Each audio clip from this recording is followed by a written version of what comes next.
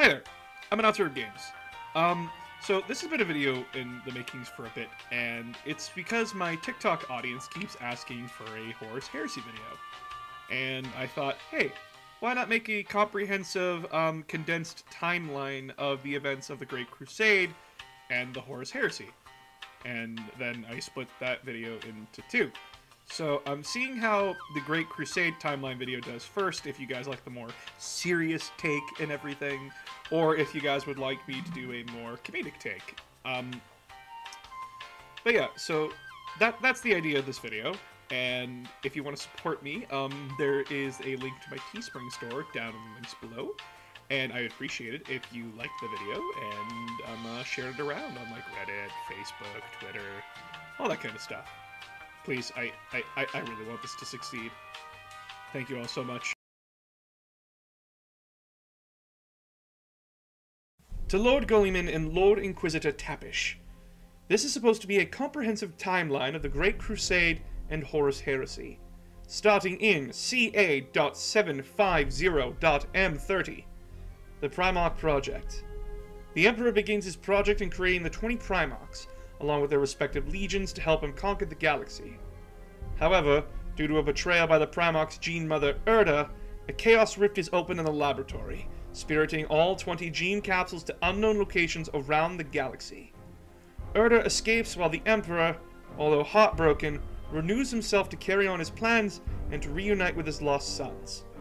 I do wish to add that the fate of Erda is left up to interpretation. CA.790.M30, First Pacification of Luna. The brand new Legion Astartes, also known as Space Marines, carry out the invasion of Terra's moon while others finish the fight on Terran soil. The moon of Luna is pacified within 6 hours of the three legions' arrival. These legions would later be known as the Ultramarines, the Imperial Fists, and the Lunar Wolves.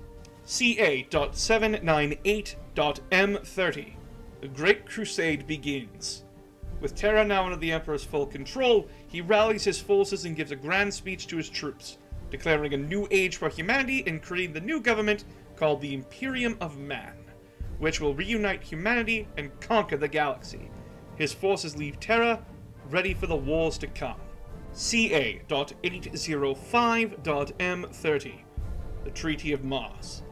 The Emperor and his forces land upon Mars while securing the rest of the Sol system, finding that the humans of the world had given into a religion called the Cult Mechanicum. However, many tech priests, upon seeing the Emperor of Mankind, see him as the machine god, the Omnissiah, and immediately move to make peace with him. With the Emperor's blessing, the Cult Mechanicum is allowed to stay as Mars' official religious doctrine, and in exchange, Mars, along with any other Forge World under their direct command, will supply war machines and material to the Great Crusade's war effort. Though in secret, the Emperor makes a deal with the higher echelons of the Mechanicus to never develop certain technologies, something the Fabricator General at the time had grumblings about. CA.805.M30, Discovery of Horus Luprecal. Though early in the Great Crusade, the Emperor's fleet discovers the mining world of Synthonia. At first it appears just another world ready to join the Imperium. However, the Emperor finds one of his many sons who was named Horus Luprecal by the natives of Synthonia. Much celebration is had, though how the Emperor and Horus reunited is still unknown to Imperial scholars. He is eventually given command of the Lunar Wolves Legion. CA.807.M30, Discovery of Leman Russ. Nearly 2 years later, the Emperor discovers the planet of Ferrus, a frozen hellhole that, to the Imperium's surprise, has a human population. However, the Emperor learns that one of his sons has not only survived the harsh climate, but is now the ruler of Ferrus. With some trial and tribulation, the wild king named Leman Russ bows his head to the Emperor and joins the Imperium. In recognition of his son's leadership, he is given the command of the Space Wolves Legion. CA.810.M30, Discovery of Ferrus Manus. The Primarch Ferrus Manus is discovered on the world of Medusa. The reunion is short-lived, however, as the Emperor gives command of the 10th Legion to his son, which Ferrus renames the Iron Hands. CA.830.M30, Gene Seed Crisis. The Third Legion suffers a catastrophic tragedy when a virus of unknown origin sweeps through the gene vaults of Terra. Though the Emperor and his gene technicians save most of the Legion's gene seed, the Third Legion's gene seed is all but destroyed. Without new genetic material from its genetic source, the Third Legion faces extinction. CA.832.M30 Discovery of the Primarch Fulgrim. As the Great Crusade finds the world of Chemos, they find a paradise world led by one of the Emperor's sons, with the planet's inhabitant strangely named Fulgrim. Fulgrim quickly bows his head to the Imperium and his father, but is devastated to learn his legion is down to 300 men. Undeterred, Fulgrim gives a rousing speech that even moves the Emperor to tears. Rebuilding begins for the Legion, with a fresh gene stock finally being found in Fulgrim. And not only that, the Emperor gives his personal permission for the Third Legion to rename itself to the Emperor's Children, as an honor to Fulgrim for his speech. A grave mistake, if you ask me.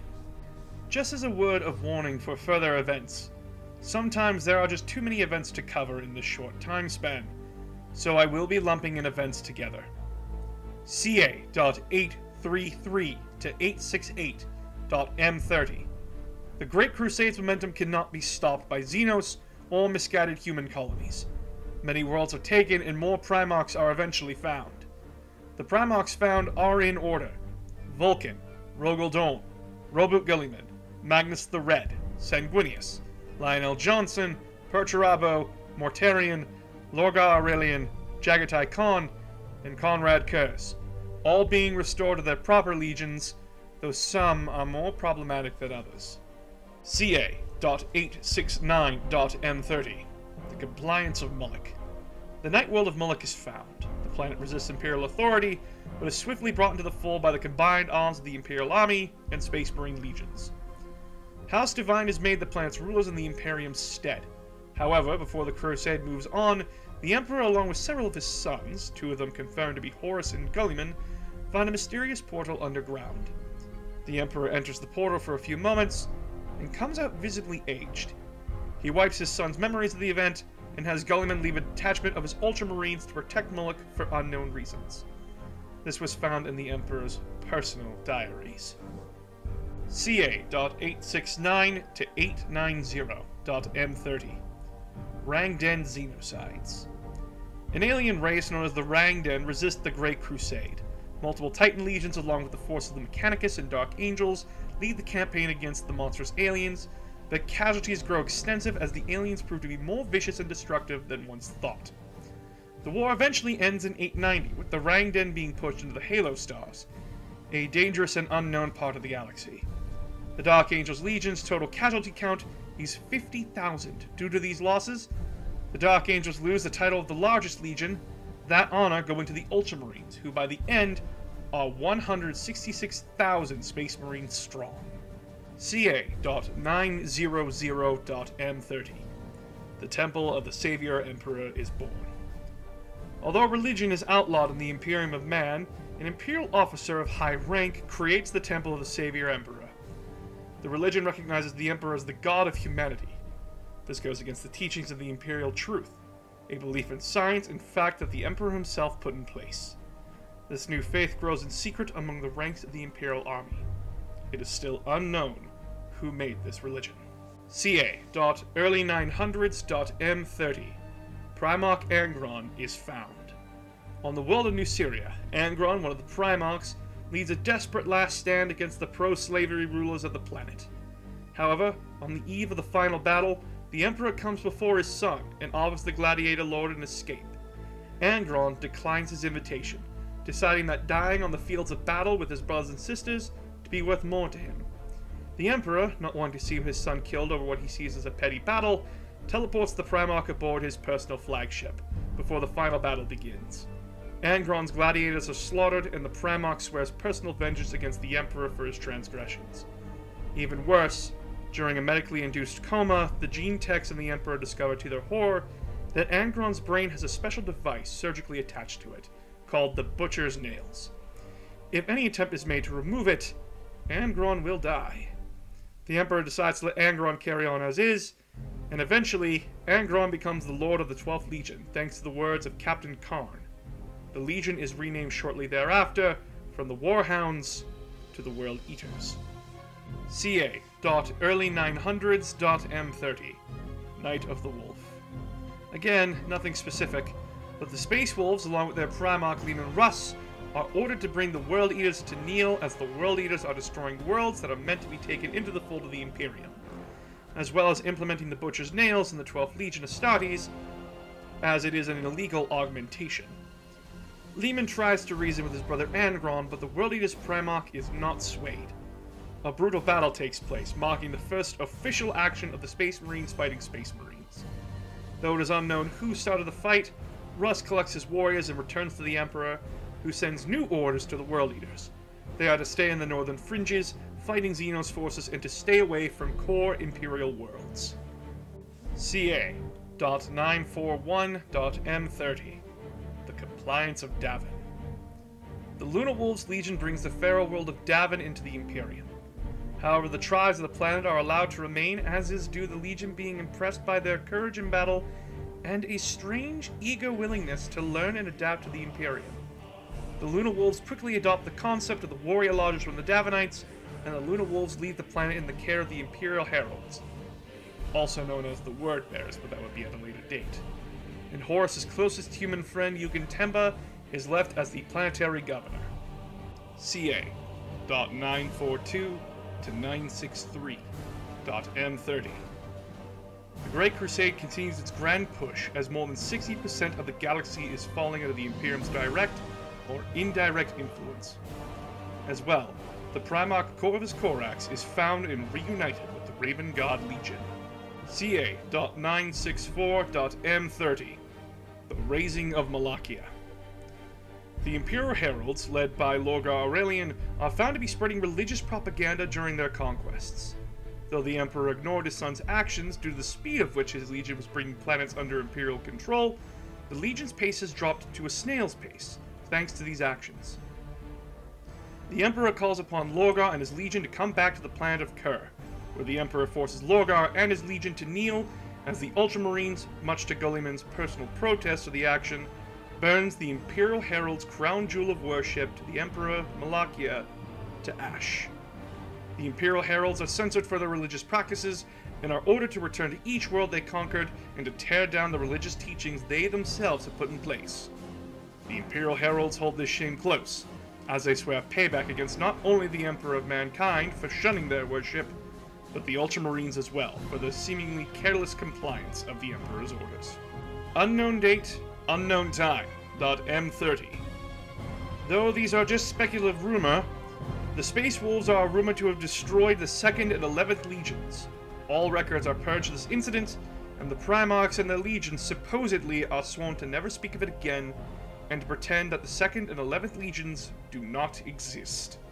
CA.966.M30 Cadia is discovered at the beginning of the end of the Imperium. After being scorned by his father, Lorgar, convinced by his head chaplain Erebus and first Captain Corferon, heads to the world of Cadia, where he finds a tear in reality. Here he finds gods that are in need of his worship, and convince him and his sons to betray the Imperium. Lorgar, seeing the horrors these Chaos gods will bring and the destruction they will cause, accepts without a second doubt, much to some of the Imperial Herald's worries. The loyal elements of the Heralds are quickly purged, and the Legion renames itself to the Word Bearers. They quickly begin planning out a betrayal that will shake the Imperium to its very core in secret. CA.LATE 970s.M30 Alpharius and Omegeon are discovered. The Lunar Wolves Legion is ambushed by a pirate crew. Though the Marines are confident the pirates will be quickly dealt with, the Legion finds itself constantly ambushed and outmaneuvered to a point where the Vengeful Spirit, the Primarch's own flagship, is boarded. The boarders quickly make it to the bridge, where Horus quickly cuts them down to a single man. However, Horus simply laughs, recognizing that the last man who dodged his bolt of fire to be a Primarch. Though it is quickly discovered by Horus and the Emperor that the Primarch they found has a twin brother, both calling themselves Alpharius and Omegeon. These two would be the last Primarchs needed to be found. CA.994.M30 The Istavaan System. The Istavaan system is brought into compliance by the Raven God Legion, seen as the Legion's greatest achievement. However, this would be the system that the Legion, along with 2 others, would find their downfall in. CA.000.M31 The Triumph of Ullanor. The last Great Orc Empire was broken at Ullanor by a combined force of Imperial Army, Titan Legion, and Legion Astartes, led by the Emperor and Horus, with Horus personally slaying the Orc Warlord in single combat.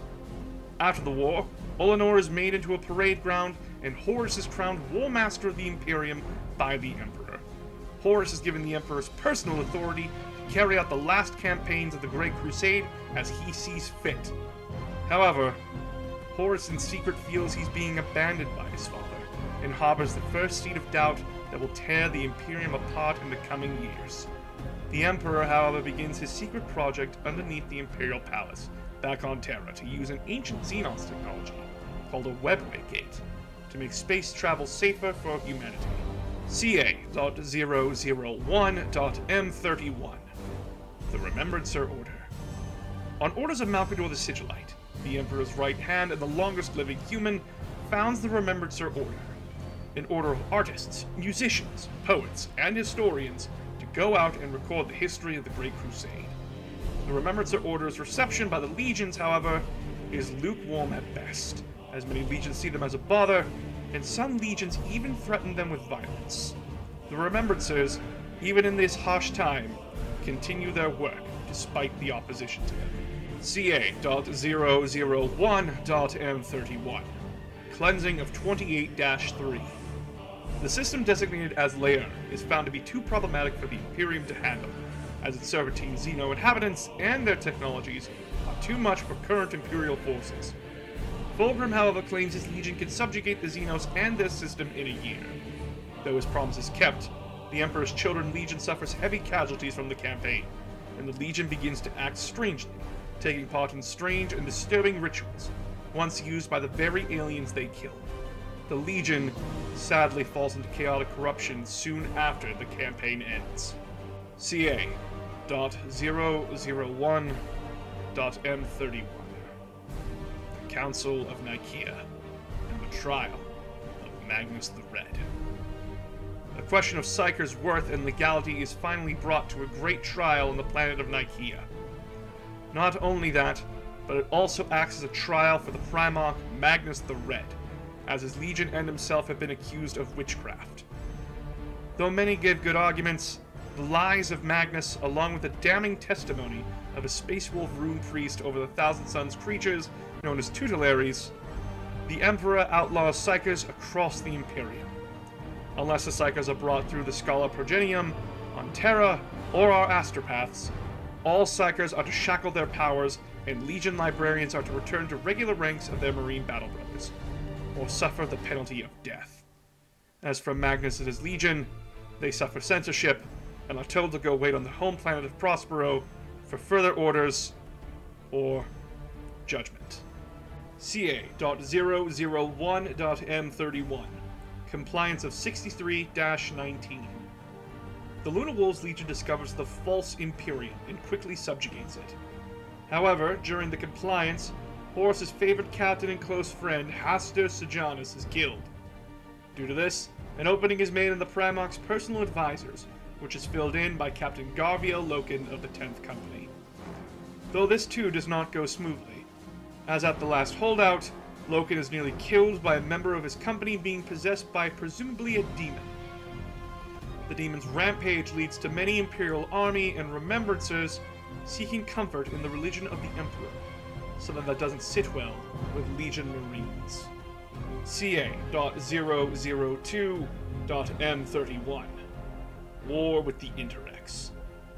After saving a task force of the Emperor's children and blood angels from a planet called Murder, an alien alliance of Xenos and humans calling themselves the Interrex hail the Luna Wolves Legion and request a parley over their actions on Murder, informing them that the aliens on the planet were contained by the Interrex hundreds of years ago. The War Master, going against how the Great Crusade deals with humans and Xenos alliances, seeks to make allies of the Interrex. But due to the interference of the Word Bearers attached to Legion Fleet, stealing an ancient artifact from the Interrex, and the Interrex not understanding Imperial insignias are not the same from Legion to Legion, the Interrex sadly declare war on the Imperium, thinking them corrupt from the forces beyond our realm.